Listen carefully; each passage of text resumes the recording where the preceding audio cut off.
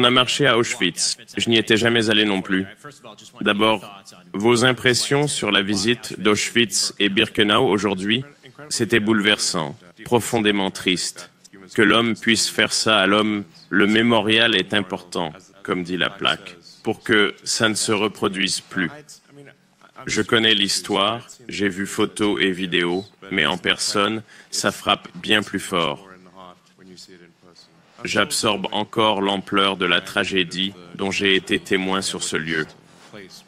Ça va prendre du temps pour tout assimiler, franchement. Avec les réseaux sociaux, ça aurait été impossible à cacher, pareil pour la liberté d'expression. Les nazis ont d'abord fermé la presse et tous les moyens de communiquer l'information. Il faut noter qu'aux États-Unis, le premier amendement concernait la liberté d'expression, car les gens venus d'autres pays n'avaient pas ce droit dans leur pays d'origine. S'ils s'exprimaient, ils risquaient la prison ou la mort. D'où ce premier amendement, pouvoir s'exprimer sans craindre l'emprisonnement ou la mort. Elon est le PDG de X, la plus grande plateforme d'infos en ligne où beaucoup, moi inclus, s'informent. Depuis votre arrivée, vous défendez une vision plus large de la liberté d'expression sur la plateforme. Cela a suscité des critiques, notamment sur une montée de l'antisémitisme. Personnellement, je pense que l'élargissement de la parole sur X est une excellente chose. L'une des choses que j'ai pu faire, par exemple, après le 7 octobre, on a diffusé des images et photos complètes de ce qui s'est passé pour que les gens voient ce qui se passe vraiment,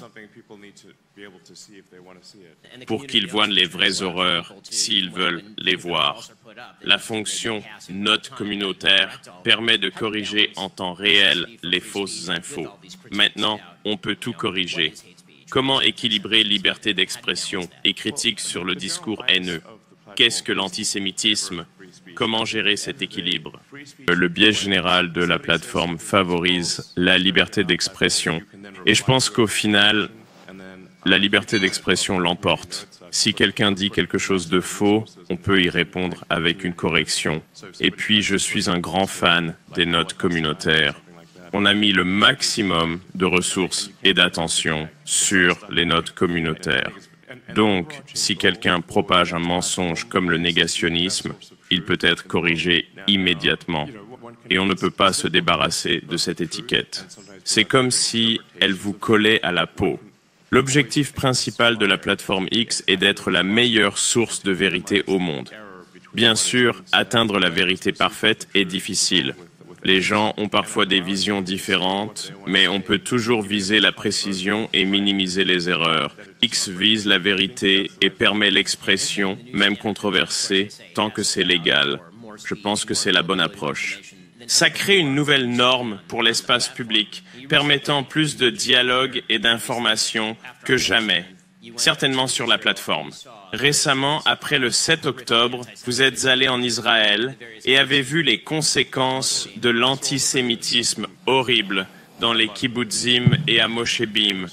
J'ai vu toutes les vidéos, j'ai vu beaucoup d'images. C'était choquant à voir. Le plus choquant était de voir le plaisir pris à tuer des innocents, des enfants et des adultes sans défense. Et il n'y avait aucun remords, bien au contraire. Cela nécessite un niveau d'endoctrinement extrêmement intense. Pour résoudre ça, il faut s'attaquer à la source de l'endoctrinement. Personne ne devrait se réjouir de tuer un enfant. Je sais que beaucoup de Juifs, moi inclus, sont émus que vous portiez le collier en souvenir des otages. Je vous en remercie, car cela rappelle qu'il y a encore des dizaines d'hommes, femmes et enfants captifs. J'ai vérifié avant de venir. Tant d'otages. J'espère qu'ils sont vivants. J'espère qu'ils reviendront. Parlons de la montée de l'antisémitisme plus largement. En tant que juif et occidental, il a été dur de voir la recrudescence de l'antisémitisme après le 7 octobre. C'est vraiment étonnant. Oui, et je dois admettre être naïf à ce sujet. Dans mon entourage, je ne vois presque pas d'antisémitisme. Vous savez, il y a cette vieille blague que j'ai un ami juif. Non, en fait, 2 tiers de mes amis sont juifs. J'ai 2 fois plus d'amis juifs que non-juifs. Je suis comme juif par association. Je suis juif par aspiration. Donc je me demandais, c'est quoi cette histoire d'antisémitisme? Je ne l'entends jamais dans nos conversations. C'est absurde, du moins dans mon cercle d'amis. Mais voir ces énormes rassemblements pro-Hamas partout en Occident m'a sidéré. Même sur les campus d'élite censés être éclairés. Ils ne devraient pas encourager la haine. Pourtant, il y a eu ces manifs pro-Hamas à Harvard, Yale, même Penn. J'ai étudié à UPenn et je me disais, c'est incroyable. Un récent sondage Harvard-Harris révèle que 67% des 18-24 ans considèrent les Juifs comme une classe oppressive, alors qu'en Amérique, les Juifs ne représentent que 7 millions sur 330 millions d'Américains, un infime pourcentage. Cette idéologie des Juifs comme oppresseurs s'aligne parfaitement avec une théorie du complot. L'antisémitisme est à la base une théorie du complot sur le pouvoir. Dans la littérature nazie, on promouvait l'idée que les Juifs étaient ce petit groupe qui dirigeait toutes les grandes industries et se tenait derrière tout pouvoir mondial. Hitler suggérait que les Juifs étaient responsables de la défaite allemande en 14-18 et du refus des Alliés de négocier avant 39-45. Cette théorie du pouvoir et de l'identité de groupe est vraiment abjecte. On en voit des échos aujourd'hui dans l'idéologie de diversité, équité et inclusion qui suggère que la société est une pyramide d'identité de groupe et qu'au sommet, les gens qui réussissent exploitent tous les autres. On peut identifier qui réussit par son identité de groupe, pas par son niveau de succès, mais par son identité de groupe. Ça colle parfaitement. Ça se superpose presque comme un diagramme de Venn avec l'antisémitisme. Absolument. La diversité et l'inclusion, méfions-nous des noms qui sonnent comme sortis d'un livre de George Orwell. Ce n'est jamais bon signe. Ça sonne bien. Diversité, équité, inclusion, ce sont de jolis mots. Mais en réalité, ça signifie discrimination basée sur la race, le sexe et l'orientation sexuelle. Et c'est contre le mérite, donc je pense que c'est fondamentalement antisémite. Ouais. Vous savez, je pense que toutes ces émeutes dans les grandes villes et sur les campus, c'était vraiment un réveil brutal pour toute personne civilisée. Un vrai choc, quoi. Le mélange entre ces rassemblements pro-Hamas sur les campus. Ça crée peut-être les coalitions les plus bizarres de l'histoire. On voit des drapeaux LGBTQ pour Hamas, alors que si une personne LGBTQ était à Gaza, elle serait morte. Exactement. Cette coalition est complètement déconnectée. Ouais, mais pas vraiment. C'est l'idée que les structures de pouvoir doivent tomber, coûte que coûte, même si ça veut dire s'allier avec ceux qui nous détestent. Et le fait que ça ait pris de l'ampleur depuis le 7 octobre est, comme je l'ai dit, personnellement assez choquant. Que pensez-vous de l'avenir de l'Occident s'il continue d'adhérer à cette idée? Je pense qu'on doit arrêter ce principe que le plus faible a toujours raison. Ce n'est tout simplement pas vrai. Être opprimé ou plus faible ne signifie pas qu'on a raison. Si ces groupes plus faibles veulent vous anéantir, ça ne les rend pas bons. Il faut se débarrasser de l'idée que le plus faible est automatiquement bon. Ça n'a évidemment aucun sens. Souvent, on ne veut pas s'en prendre à plus petit que soi, c'est logique. Mais si ce petit groupe veut vous tuer, ils sont mauvais. Je crois en l'absolutisme moral, pas au relativisme moral. Il y a du bien et du mal dans l'absolu. On juge tout groupe ou individu selon des normes morales absolues, pas selon leur statut d'opprimé ou d'oppresseur, mais en termes purement moraux. Font-ils de bonnes choses? Veulent-ils tuer des innocents? C'est mal. Peu importe qui ils sont, on le croirait. Mais les pseudo-intellectuels sur les campus semblent penser autrement. J'aimerais avoir votre avis sur pourquoi c'est si répandu dans les universités. Comment voyez-vous l'avenir des universités américaines, vu que beaucoup semblent corrompus par le relativisme moral et cette idéologie perverse? Pensez-vous qu'un changement va arriver dans les universités? Croyez-vous qu'on recrutera directement après le lycée? Quelle est la solution pour les universités aux États-Unis et ailleurs? Je pense qu'il faut revenir à l'essentiel, à ce qui comptait avant. Ça n'a pas d'importance. Hommes, femmes, race, croyances, peu importe qui vous êtes. Ce qui compte, c'est votre compétence au travail. Vos talents importent, même si vous étiez un martien vert à 3 jambes. Kimono, Yakima, qui s'en soucie? Ça n'a aucune importance. Ce qui compte vraiment, c'est la qualité de votre travail. C'est tout. C'est l'approche la moins discriminatoire possible. Il faut juste se concentrer sur le travail, rien d'autre. C'est ce à quoi les gens doivent revenir. Oui, comme dit, ces problèmes de méritocratie, on dit qu'elle n'existe pas vraiment. C'est une pseudo-méritocratie au profit des dirigeants. Les institutions ont perdu leur crédibilité, surtout en Occident. Je pense qu'il y a maintenant une idée que sans institutions ni limites morales, tout irait mieux. Mais il faut reconquérir ou reconstruire ces institutions, créer du neuf. Et c'est clairement votre focus, pas seulement avec vos autres entreprises, mais en créant de nouvelles choses. L'innovation pour nous sortir des problèmes qu'on s'est créés. Oui, les gens devraient toujours se méfier d'avoir été consciemment opprimés ou d'avoir inconsciemment intériorisé l'idée d'un jeu à somme nulle, d'un gâteau fixe. Si on croit que tout est à somme nulle, ça veut dire, pour que j'avance, quelqu'un d'autre doit reculer. Pour que j'aie des choses, quelqu'un d'autre ne doit pas en avoir. Si on a ce raisonnement axiomatique, c'est ça qu'il faut corriger, car c'est faux. Ce n'est pas un jeu à somme nulle. On peut croître et on l'a fait. Les preuves sont là. Notre production de biens et services a augmenté. Aujourd'hui, on a plein de choses qu'on n'avait pas avant. On est bien plus prospère. Toute l'humanité est bien plus prospère qu'avant.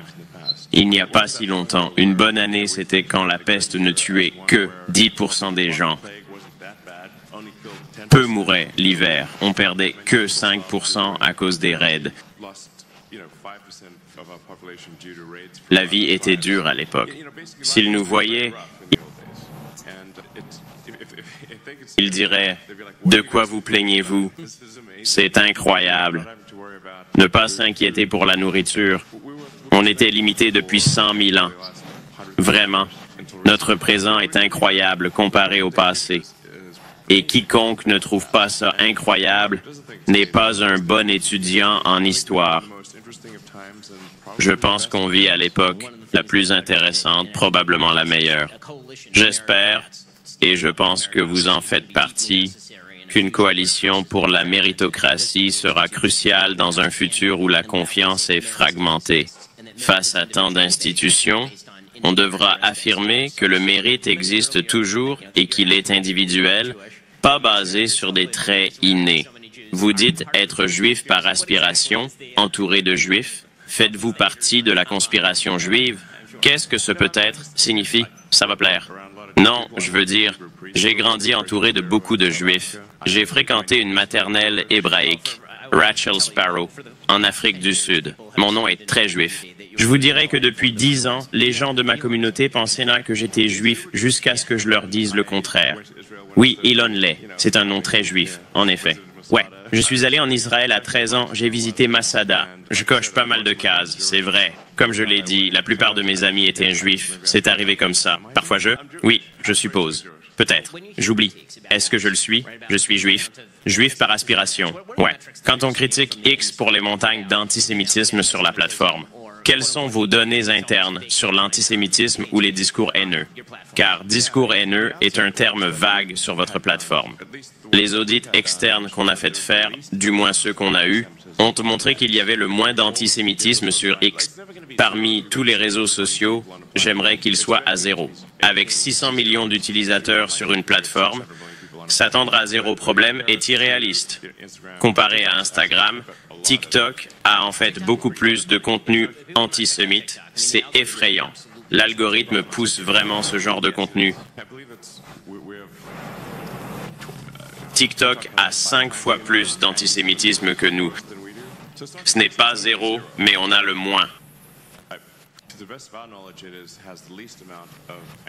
Les médias traditionnels ont beaucoup écrit sur vous. On a souvent essayé de vous dépeindre, vous et X, comme antisémites. D'où pensez-vous que ça vient? Pourquoi les médias traditionnels font-ils ça? Avez-vous été autant dans la ligne de mire, surtout depuis 1 an et demi? En fait, X est un concurrent direct des médias traditionnels. X est là où les gens vont pour les dernières infos et comprendre le monde. Les médias traditionnels sont donc nos concurrents directs. Ils vont chercher tous les moyens pour nous discréditer. Pour comprendre pourquoi ça se passe, regardez les motivations. Les médias traditionnels ont eu du mal avec leur audience. J'ai vu que la presse et la télé ont perdu 20-30% de public l'an dernier.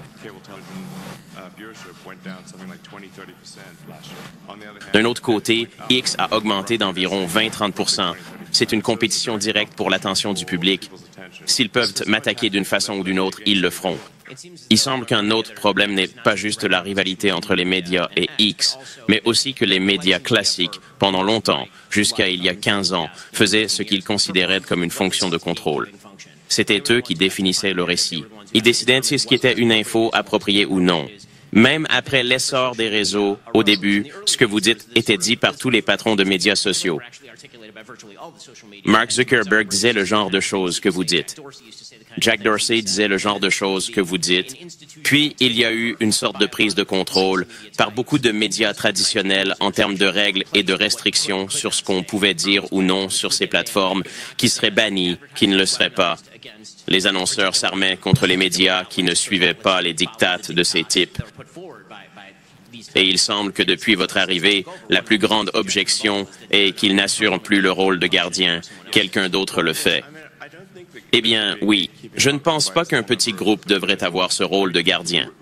En fait, pour les journaux américains, environ 5 rédacteurs décident du contenu de la une et des sujets à traiter ou non. Et la plupart des autres journaux ne font que les copier, en gros. Mais est-ce vraiment ce qu'on veut? Voulons-nous qu'une poignée de gens décide ce qui est important? Ne devrait-ce pas être le public qui décide ce qui compte? Je pense que ça devrait être organique. Le public choisit les sujets importants, pas juste quelques rédacteurs. Oui, ils n'aiment pas avoir perdu ce pouvoir, mais je pense que c'est nécessaire. Je voudrais revenir sur un point que vous avez mentionné plus tôt. Parlons de l'idée qu'au niveau moral, rien ne suggère que la simple faiblesse soit une vertu en soi, qu'une personne faible peut être vertueuse, mais ça ne signifie pas forcément qu'elle soit une personne puissante, peut être l'agresseur, mais pas nécessairement. Cette logique, appliquée à la situation actuelle en Israël, est, à mon avis, totalement pernicieuse et erronée. Il y a cette idée qu'Israël, étant un pays puissant et sophistiqué, qui s'efforce de limiter les pertes civiles dans une des zones les plus peuplées du monde, où les terroristes sont omniprésents dans tous les aspects de la société, construisant des centaines de kilomètres de tunnels, l'équivalent du métro de Londres en tunnels sous terre, qu'Israël, en ciblant ces systèmes et en tuant beaucoup de gens, car tuer des terroristes, malheureusement, intégrés parmi les civils, c'est terrible et horrifiant. Chaque mort est imputable aux groupes terroristes qui s'intègrent parmi les civils. On a appliqué cette logique au conflit. Le plus faible serait moralement vertueux, car victime. Oui, on est passé à l'opposé de ce qui était historiquement le cas. Pendant la majeure partie de l'histoire, le principe était « la force fait loi ». Oui, jusqu'à récemment, si on était plus fort, on avait raison. Maintenant, on a inversé. Si on est faible, on a raison. Mais ni l'un ni l'autre n'est vrai. La justesse est indépendante de la force ou de la faiblesse. Ce n'est pas parce qu'on est fort qu'on a raison. Et ce n'est pas parce qu'on est faible qu'on a raison. Il faut considérer la morale dans l'absolu. Plus largement, vous parlez souvent de votre espoir pour l'humanité. Je dirais que vous aimez vraiment l'humanité. C'est pourquoi vous parlez d'étendre sa portée vers les étoiles. Quand vous visitez Auschwitz ou les villages comme le kibbutz Be'eri après le 7 octobre, ça change votre vision de l'humanité ou ça renforce ce que vous pensez du potentiel humain, tant positif que négatif. Je pense qu'aimer l'humanité est naturel, sauf si on est endoctriné autrement. Le défaut pour la plupart des gens est d'aimer l'humanité et d'aimer être entouré. Prenez par exemple une des pires punitions en prison, l'isolement. L'isolement signifie juste qu'on ne peut pas côtoyer les autres détenus, qui ne sont pas forcément la meilleure compagnie. Mais même ça est considéré comme une punition terrible de ne pas pouvoir être avec d'autres prisonniers. Donc, je crois que notre nature nous pousse à aimer l'humanité, sauf si on nous endoctrine autrement. Alors, nous devons arrêter cet endoctrinement. Comment pensez-vous que les gens devraient s'y prendre? Parce que, évidemment, on a vu l'endoctrinement à divers niveaux, du soft en Occident au très dur qu'on voit à Gaza, où les enfants sont littéralement, dès leur plus jeune âge, ils ont des cérémonies filmées où ils rejouent l'enlèvement ou le meurtre de soldats israéliens. C'est un problème fondamental à traiter, sinon il n'y aura pas de paix. L'éducation des enfants à Gaza. L'endoctrinement haineux des enfants à Gaza doit cesser. Quand j'étais en Israël, c'était ma recommandation principale. Il faut s'assurer. Je comprends la nécessité d'envahir Gaza et malheureusement, des innocents mourront. C'est inévitable. Mais le plus important est de s'assurer qu'après, l'endoctrinement où on apprend aux enfants dès leur plus jeune âge que leur but est de tuer les Israéliens. Et si on vous le dit dès votre plus jeune âge, eh bien vous allez y croire et cela doit cesser.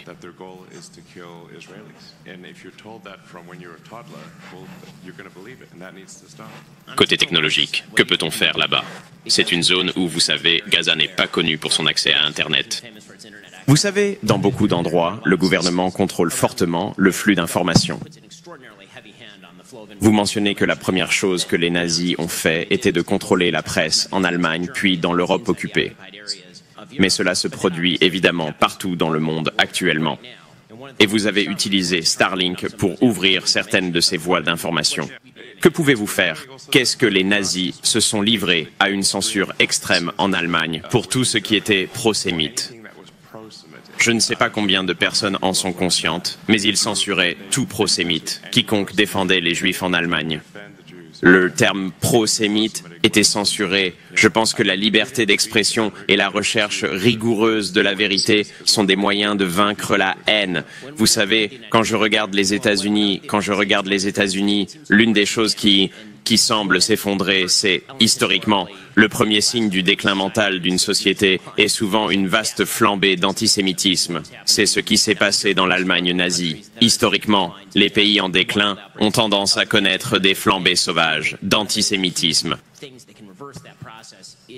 Il me semble qu'un moyen clé d'inverser ce processus est la reconstruction des institutions locales. Quand les institutions locales s'effondrent, on voit une sorte de fragmentation de la population. Comment concilier le besoin de développement technologique avec la construction de ces institutions locales? Les familles, les églises, les écoles et les fondements sur lesquels les sociétés sont bâties. Oui. En fait, je devrais dire qu'il y avait 3 recommandations fortes pour visiter Israël. D'abord, il faut éliminer les combattants du Hamas. Leur réforme est impossible. Leur seul objectif est de tuer des Israéliens. Ils doivent être tués ou emprisonnés, sinon ils tueront plus d'Israéliens. Ensuite, il faut changer l'endoctrinement dans les écoles pour que les enfants ne soient pas élevés dans la haine dès l'âge de 2 ans. Et la troisième chose, qui est très difficile dans cette situation, c'est des actes de bonté visibles envers les habitants de Gaza. Des actes de bonté visibles envers les habitants de Gaza. Il est plus difficile de haïr quelqu'un si on est gentil avec lui. Même s'ils essaient de vous mordre, continuez, comme le plan de Marshall. Après tout, c'est un bon monde. Regardez la différence entre la Première et la Seconde Guerre mondiale. Après 1918, l'Allemagne, injustement blâmée, a connu une amertume immense. C'est ce qui a permis à Hitler de monter au pouvoir avec les soldats de la Grande Guerre. En revanche, après la Seconde Guerre mondiale, le plan Marshall a vu les États-Unis financer la reconstruction de l'Allemagne et du Japon. Combien de fois cela s'est-il produit dans l'histoire? Résultat, pas de guerre. L'Allemagne et le Japon en paix depuis. Bientôt, cela fera presque un siècle. Quand on regarde l'Occident aujourd'hui, peut-être à cause du doom-scrolling, mais en observant l'état actuel de l'Occident, vous semblez très optimiste. On dirait que vous savez, j'ai du mal à être optimiste en ce moment. Ces dernières années ont été très difficiles. De l'Ukraine à Israël-Hamas, en passant par la politique américaine, il y a beaucoup de polarisation et fragmentation. Quel avenir voyez-vous pour l'Occident? Peut-on se réunir autour de valeurs communes?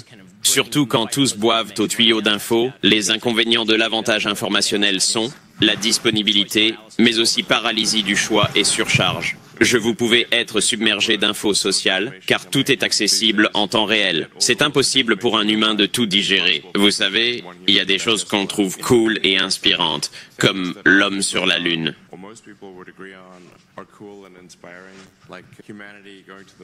Si vous demandez aux enfants du monde entier le truc le plus cool fait par l'humanité, je pense, beaucoup diraient qu'on est allé sur la Lune, non?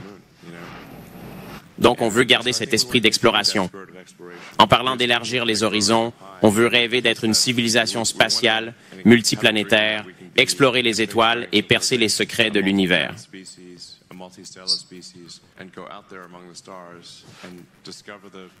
Chercher ensemble plus de lumière pour mieux comprendre notre univers incroyable.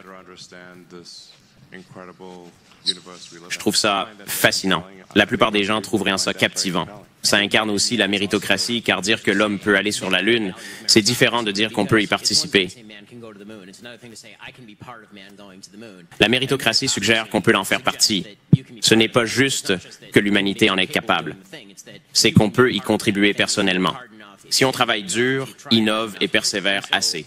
Les sociétés qui semblent avoir renoncé à ça ont aussi l'air d'avoir abandonné la Lune, trop préoccupées par leurs propres lois supposées. Les États-Unis ont ce problème. Ils refusent de dire que la liberté est géniale et que la méritocratie est la meilleure invention de tous les temps. On devrait s'y accrocher. C'est ça qui nous permettra d'avoir ce qui nous empêche d'aller sur la Lune, sur Mars ou ailleurs. Il y a plein de choses fascinantes qui se passent, en plus de l'exploration spatiale. Évidemment, avec le temps, on progresse dans la guérison du cancer et de nombreuses maladies. L'accès à l'information s'améliore. On parle beaucoup d'inégalité, mais que dire de l'égalité d'accès à l'information? C'est incroyable. Aujourd'hui, avec un appareil pas cher, dans un cybercafé, on peut accéder gratuitement à tous les cours du MIT. On peut accéder à presque tous les livres. Vous pouvez tout apprendre. C'est un accès égal à l'info, impensable il y a 20, 30 ans. On peut tout apprendre, gratos. C'est incroyable. On se focalise trop sur les inégalités, oubliant ce qui s'est amélioré et égalisé, comme l'accès à l'information. Avec Starlink, on veut donner accès à Internet à ceux qui n'en ont pas ou le trouvent trop cher.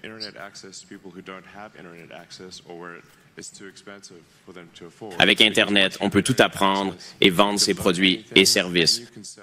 Je trouve ça assez incroyable. Si on compte nos défauts, comptons aussi nos bénédictions. Ce qui est génial chez toi, Elon, c'est pas que le côté business qui compte. Évidemment, vous êtes devenu une figure colossale dans l'imaginaire public. Ça signifie que vos tweets ont un impact énorme. Vous savez, comment décidez-vous quand Twitter? Parfois, ce sont des souvenirs, parfois des blagues, parfois, ce sont des posts longuement réfléchis. Comment décidez-vous quand Twitter?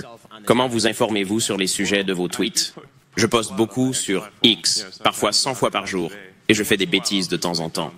Mais j'essaie de dire des choses intéressantes ou drôles. Il doit y avoir une raison pour laquelle 169 millions de gens me suivent.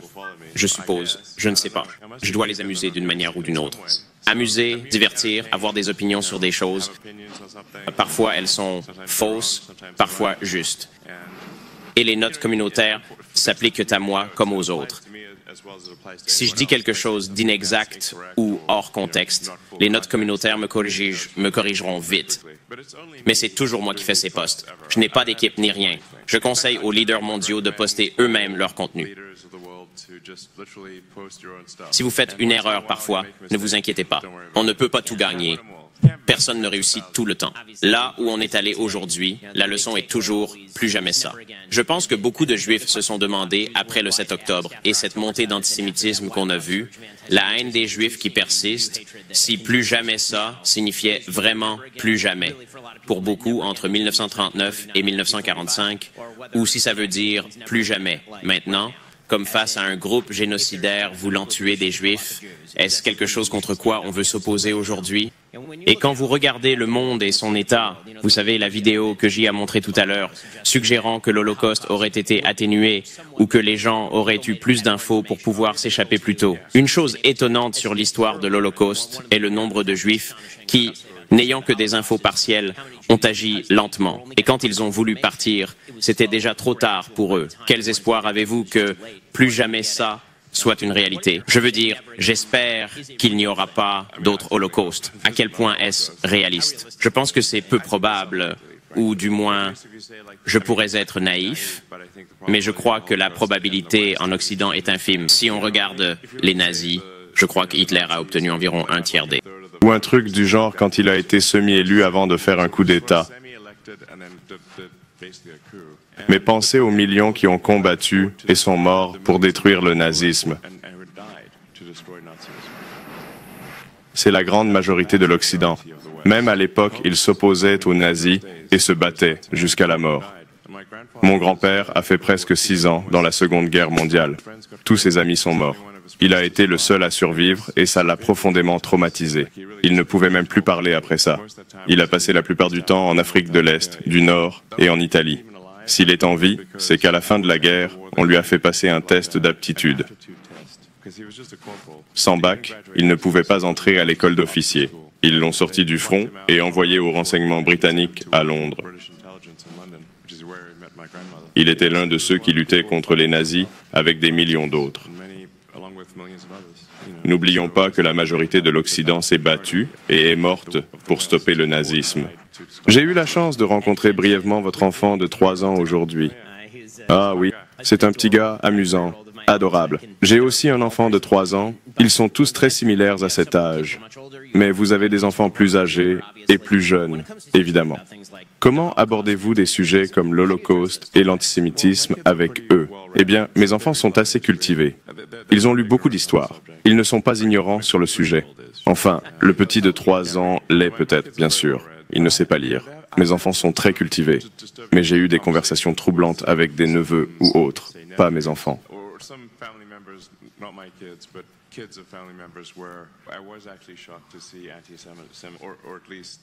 Une conversation choquante disait qu'on méritait la destruction des tours à cause de notre politique étrangère désastreuse.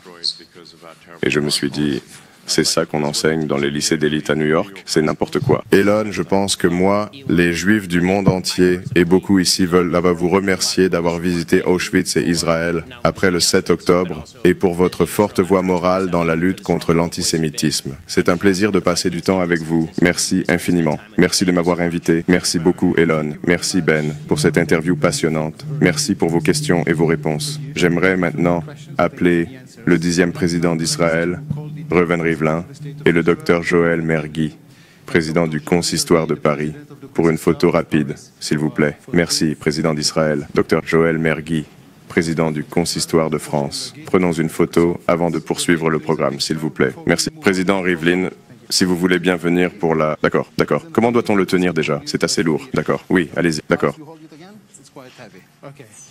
C'est ce qui complète la vidéo traduite en français pour vous aujourd'hui. Du moins, si jamais vous avez aimé cette vidéo-là, eh bien, n'oubliez pas de vous abonner à ma chaîne, de mettre un pouce en l'air et d'appuyer sur la petite cloche, puis toutes ces affaires-là. Je voudrais remercier également mes membres Patreon, mes membres YouTube. Vous pouvez devenir membre pour avoir du contenu exclusif à partir de 2 $ par mois. Et également, tant qu'à être là, ben, la vidéo qui est là, ben, ça pourrait vous intéresser, ça. Clique là-dessus. Là. Allez, c'est complet. Merci beaucoup d'avoir été là. On se voit dans une prochaine vidéo. Ciao la gang.